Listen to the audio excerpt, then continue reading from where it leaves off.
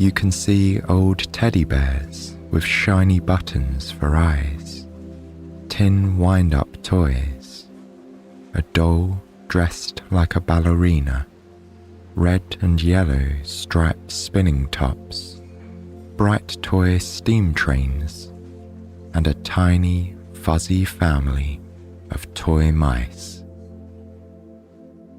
This shelf is filled with wonderful old toys. You step slowly back. You see that this shelf is just one shelf in an entire wall that is covered from floor to ceiling with shelves of toys. And this wall is just one small section in a maze of hallways and rooms that together make up an old toy store. Everywhere you look, you see toys. Outside the store's wide glass windows, you see a cobbled street lined with charming old buildings. At the front of the shop stands a sign. Through the glass, you can just make out its elegant gold letters. They read Dreamland. The shop is filled with people, young and old. In fact, it is quite crowded, but crowded in a cheerful way. Everyone is pointing, laughing, and exclaiming over the beautifully made toys that fill the shop. There are all the toys you might expect to see in a place like this. Teddy bears and tin soldiers, model aeroplanes and miniature cars, stuffed animals of every sort, from elephants to zebras, and dolls dressed in frilly, lacy frocks. But there are other toys too, the likes of which you have never seen before. In among the shelves, you spy clockwork lions and tigers, and even clockwork chimpanzees holding tin bananas in their hands. You open a music box, expecting to find a spinning doll inside, but instead you find an entire underwater scene with slippery clockwork whales and fish and eels, all swimming in a tiny ocean. You see wooden rocking horses, and beside them a herd of rocking unicorns with tails that sparkle and horns carved from shiny gold. You come across one barrel labelled simply Magic Eggs. When you peer inside, you see eggs of all shapes and sizes. Some are speckled, some are sparkly, and some are wobbling to and fro as if they are about to hatch. Another box is filled with spectacles in every kind of colour.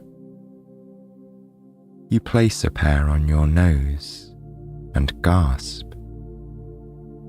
These are kaleidoscope spectacles, and when you look through them, you see the toy store through a swirling lens of colours and patterns.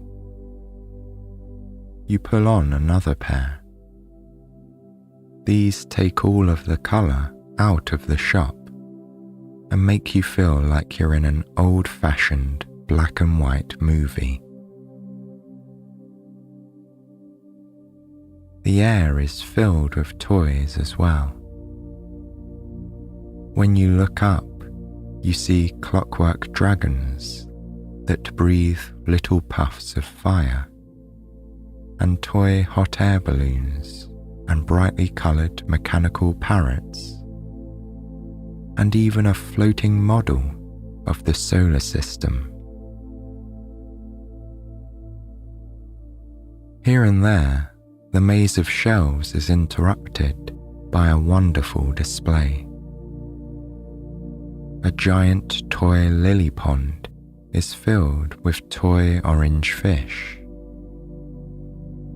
Mechanical green frogs bounce from lily pad to lily pad.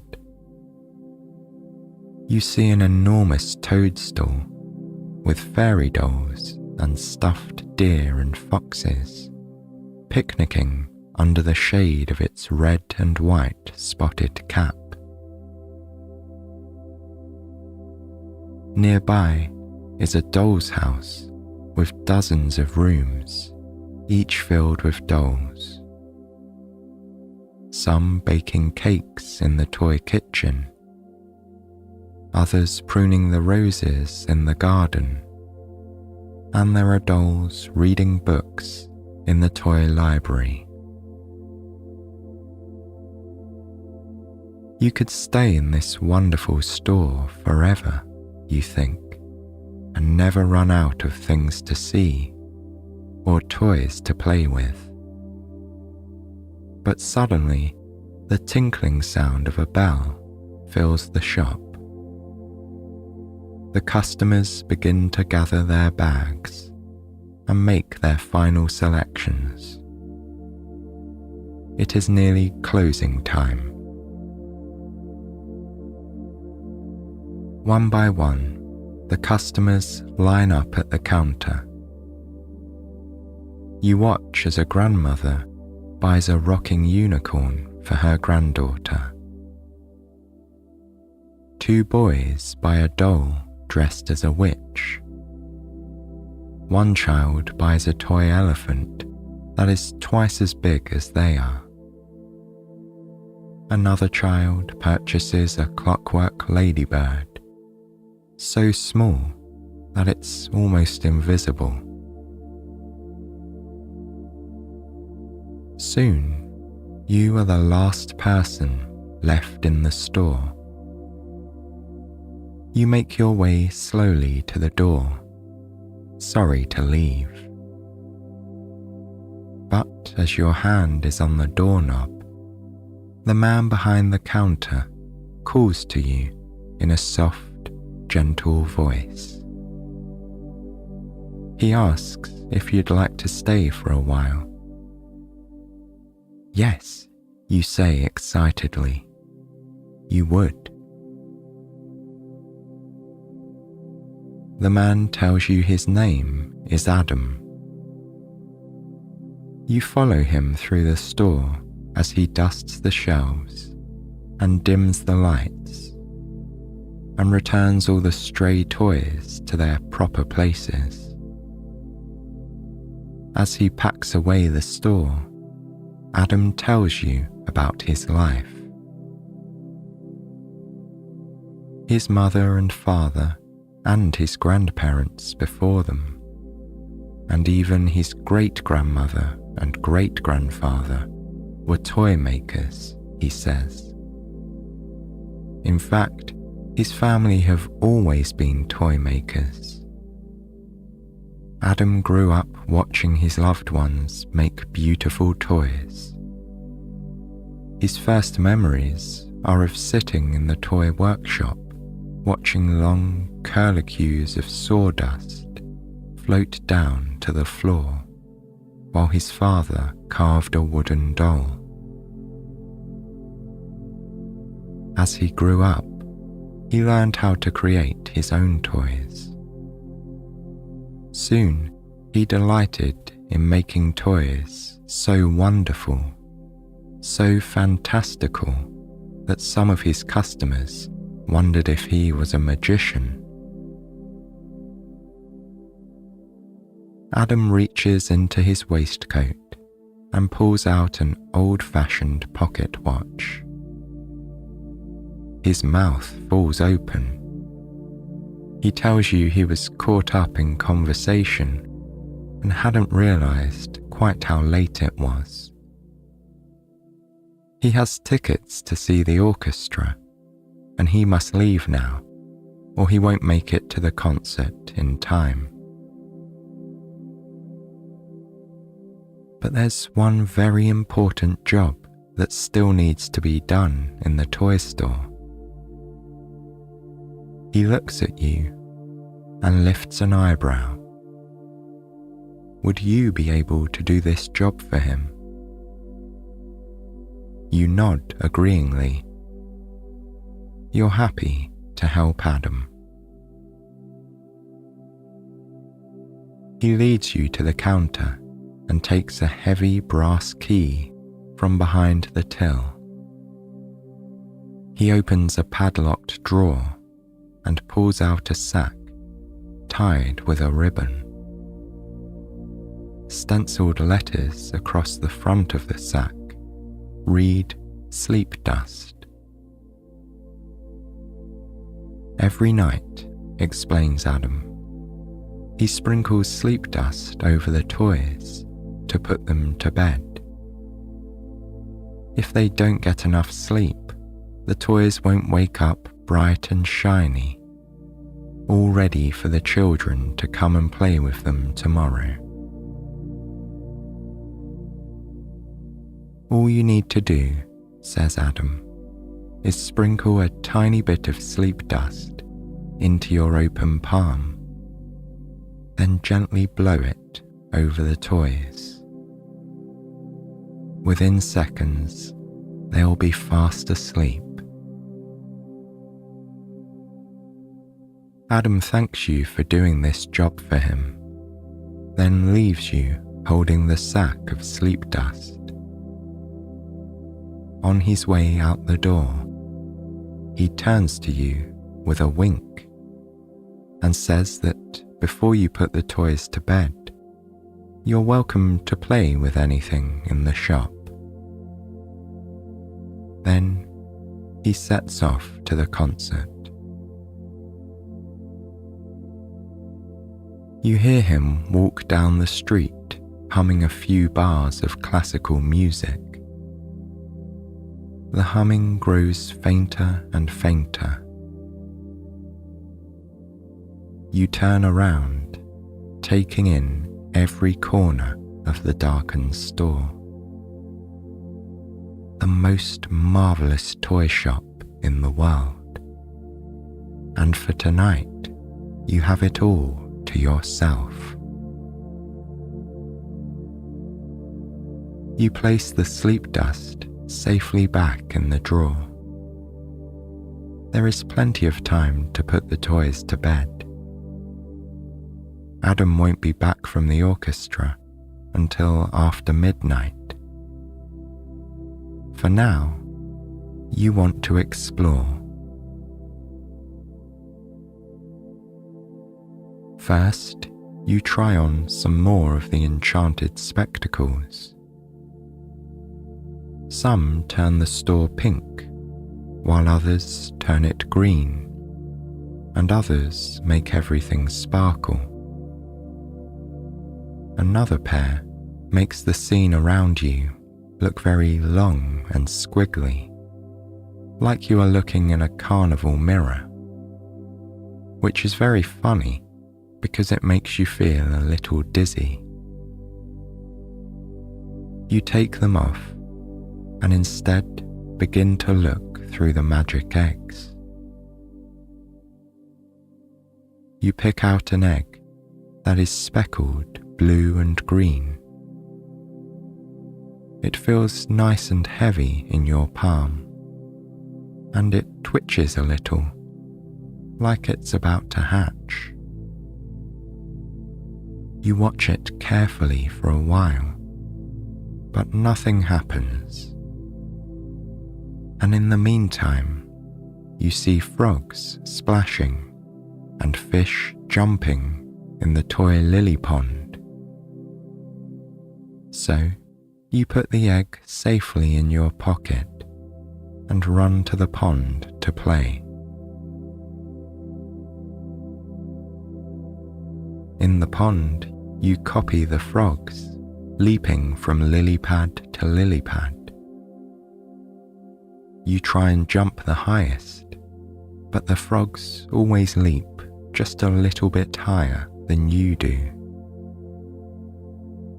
At last, you come to a stop on the biggest lily pad of all. This one has a flower bud tightly closed at its center. As you sit there, you notice the bud is slowly starting to unfurl. You watch as pale pink petal after pale pink petal, a beautiful clockwork water lily unfurls and sprouts into a wide, open flower. When you're finished playing in the lily pond, you wander over to the rocking horses. First, you ride a rocking horse, then a rocking zebra, and finally, you take a turn on one of the sparkly, rocking unicorns. You sway back and forth, faster and faster, until you feel almost like you aren't just rocking back and forth anymore, but galloping through the store with a breeze ruffling through your hair. You look around. Toys fly past on the shelves.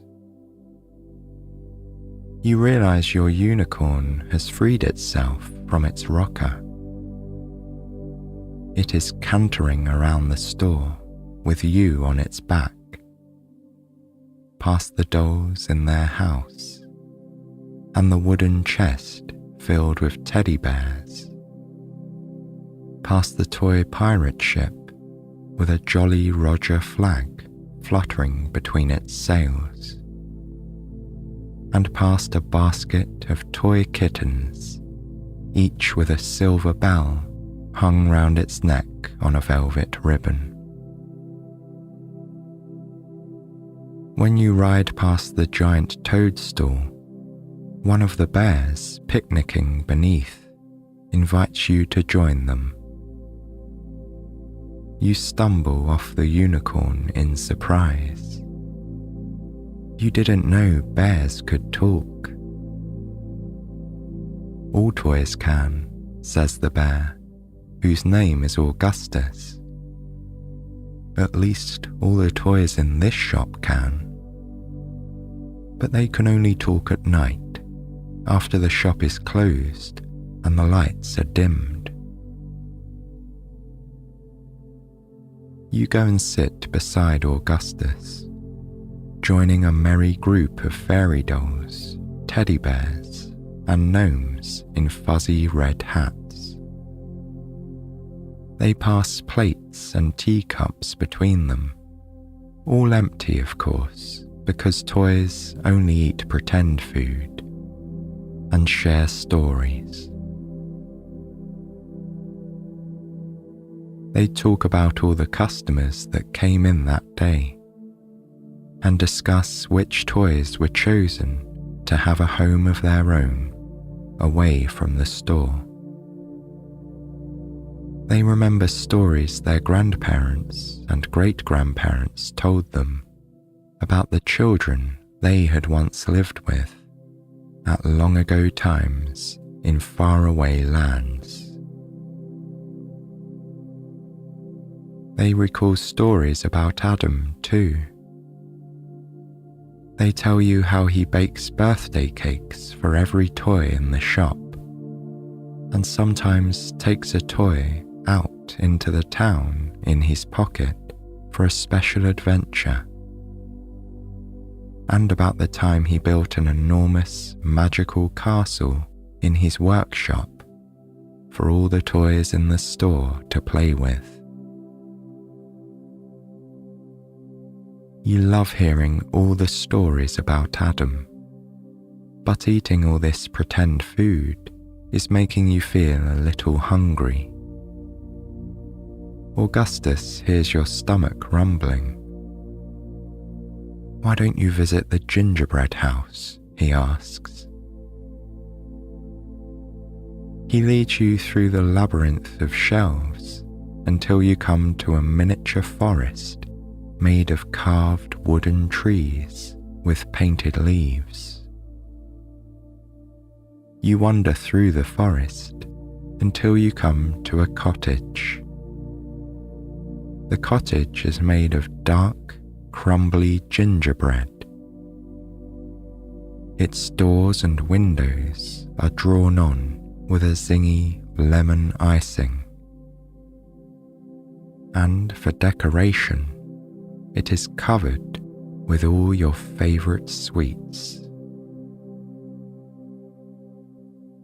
You break off a piece of gingerbread. It is soft and chewy, with just the right amount of spice. You eat slowly, savouring the rich, dark taste of the gingerbread and the tangy, sweet icing. Every now and then, you choose a piece of candy and crunch it beneath your teeth. Everything tastes delicious. You are feeling nice and full when you hear the chime of a cuckoo clock. You drop the peppermint stick you are crunching on and hurry back through the forest, just in time to see a chirruping wooden cuckoo folding his wings neatly and disappearing back into his clock. The time is 11 p.m. and all the toys still need to be put to bed before Adam returns at midnight. You hurry back to the counter and find the bag of sleep dust. Then, just as Adam showed you, you go from shelf to shelf, tipping the dust into your palm and gently blowing it over each toy. The dust is soft and powdery, and it glitters like moonlight. Every handful you tip into your palm comes out a slightly different colour, and when you blow it, you hear the faintest chiming melody, like the sound of a song being played very far away. You blow the sleep dust onto dolls dressed like ballerinas and figurines dressed like pirates. One by one, their eyes fall shut. Some of them wear a smile on their face, looking like they are already lost in pleasant dreams. You blow the dust over the clockwork frogs and fish in the lily pond. They curl up beneath the lily pads and start to snooze. One by one, you send the rocking horses to sleep. Then the unicorns too. You give each one a good night pat on their sparkly horns. You move on to the teddy bears. One at a time, they stretch their furry arms and legs, open their mouths into big yawns, then drift off to sleep. When you come to Augustus the bear, you reach your hand into the sack of sleep dust, and your fingers brush against the bottom of the sack. It is empty. You've used all the dust. You look around the store. There's still a whole shelf of toys who need to be put to sleep. You remember what Adam told you. Each toy needs a good night's sleep so it can be bright and shiny for all tomorrow's customers. Augustus tells you gently not to worry. He's sure there's more sleep dust in Adam's special workshop. He offers to show you the way. You follow him through the darkened store until you come to a bookshelf almost hidden behind the very back shelves. It is lined with old, leather-bound books. Augustus reaches up for a thick book with a red cover. Gold letters on the book's spine spell out the title, Secrets of the Master Toy Makers. As Augustus pulls the book, you realize it isn't a book at all, but a lever. Your mouth drops in wonder as a secret doorway opens in the bookcase to reveal a wide room that smells like resin and wood shavings. You step inside. This, Augustus tells you, is Adam's workshop. He spends hours and hours in here, testing out new and fantastic toys. Everywhere you look, you can see Adam's wonderful inventions. On his work table, you see a clockwork cherry tree.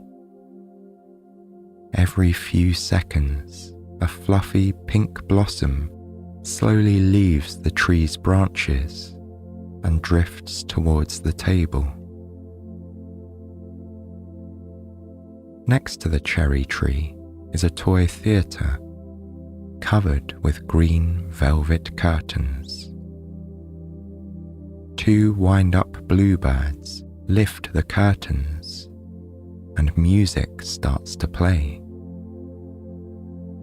One by one, a troop of graceful dancing swans, each wearing a white tutu, leaps onto the stage. Together, they perform a miniature ballet. There are paintings of teddy bears hung on the workroom walls. As you look at one, it raises its arm and waves hello to you. You could spend hours in Adam's workroom, admiring his creations. But you have an important job to do. You begin to look for the sleep dust. You check under the table. You open all the cupboards and drawers. You inspect every corner of the workroom, but there is no sleep dust to be found. You turn to Augustus. He looks at you with a shrug. He hasn't found any sleep dust either. Just as you were wondering what to do next, you hear someone politely clearing their throat. You look up at the painted teddy bear on the wall. He winks when he catches your eye. Then he points upwards. You see a shelf nailed very high on the wall. It is piled with sacks, each labelled sleep dust. At first, you are happy that you found the dust, but you soon realise you won't be able to reach the shelf on your own. Together, you and Augustus hatch a plan. You will climb on the bear's shoulders. But even standing on Augustus, you are not tall enough to reach the shelf. You drag a chair away from Adam's work table. Augustus climbs up on the chair. Then you climb up on his shoulders. You stretch your arms out as far as they can go. Your fingers are so close to the sleep dust, but you still can't quite reach. You climb down from the chair. Augustus frowns, trying to think of what to do next. As you are standing, staring at the shelf and wondering how you will reach it, you feel a strange twitching in your pocket. You reach inside and pull out the magic egg. You had almost forgotten it was in there, but now it is rocking from side to side. Soon enough, a tiny crack appears in its sparkly blue shell. The crack turns bigger and deeper, and then, with a pop, the egg hatches. A tiny red aeroplane flies out and begins loop-de-looping in the air above you. While you watch the plane, something strange begins to happen. With every loop it makes, it grows a little bigger. It loops towards the ceiling, then back down again, growing bigger and bigger each time. When it lands on the floor by your feet, it is just big enough for you to climb in. Next to you, there is a passenger seat for Augustus. He climbs in too. Now, you know exactly how you can reach the sleep dust.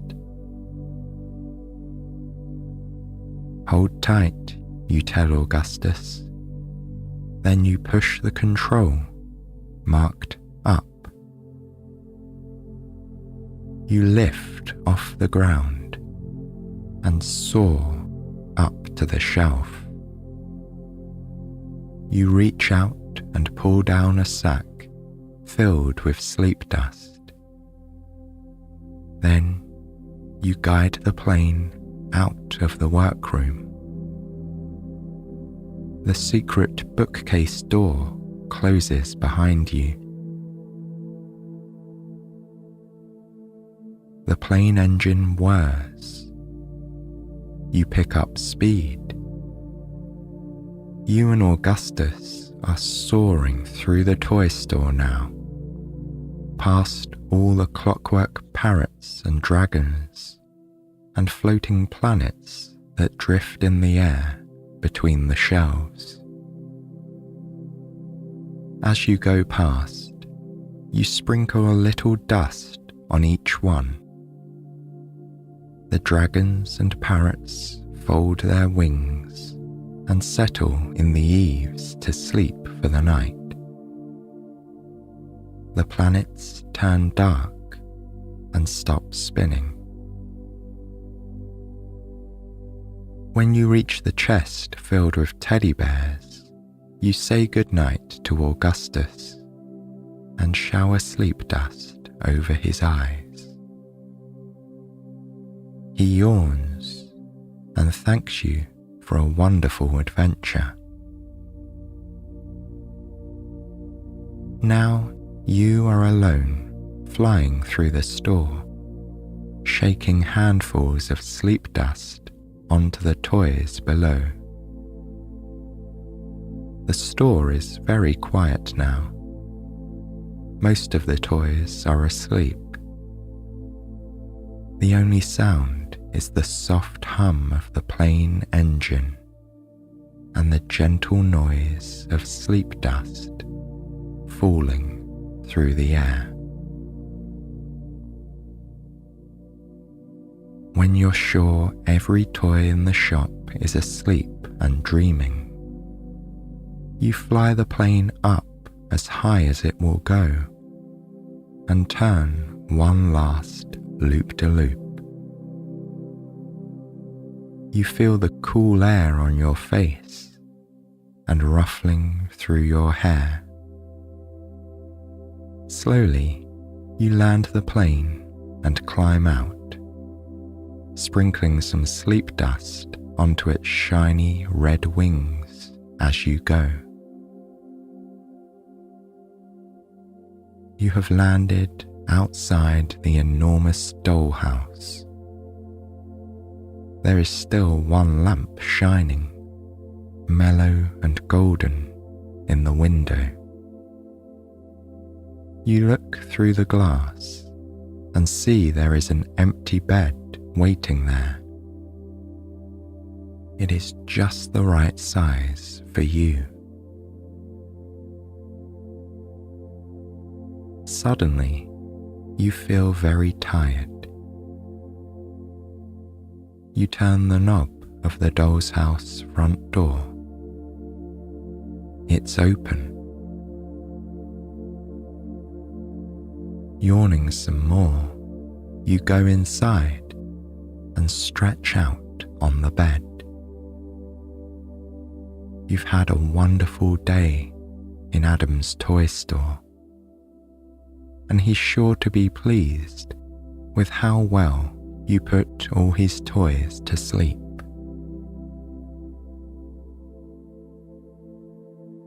The pillow is soft beneath your head.